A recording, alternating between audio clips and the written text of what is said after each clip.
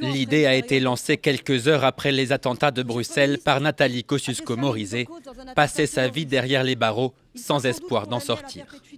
Pour justifier la perpétuité effective, NKM s'appuie sur un calcul. On a des terroristes de plus en plus jeunes. Et ça veut dire qu'un terroriste qui a une vingtaine d'années aujourd'hui et qui est condamné avec une peine de sûreté de 20 ans, il sortira quand il aura la quarantaine. Première réponse de Manuel Valls à l'Assemblée nationale. Le Premier ministre dit n'avoir aucun problème à étudier cette piste. Un signe d'ouverture confirmé par Ségolène Royal, venu spécialement devant les caméras, dire que la proposition est légitime.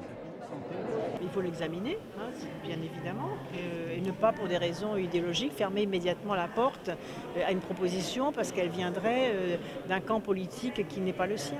Mais déjà enlisé dans la réforme de la déchéance de nationalité, le gouvernement s'attire à nouveau les foudres d'une partie de la gauche. Le système judiciaire français repose sur l'idée totalement inverse qui est de dire que toute femme, tout homme peut s'amender. Il est réformable. Autrement, on verse dans la justice saoudienne. La justice saoudienne, elle est simple. Vous avez volé un jour, on vous coupe la main.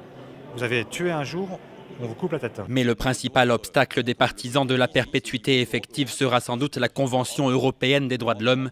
Elle interdit toute perpétuité sans réexamen de la situation du condamné.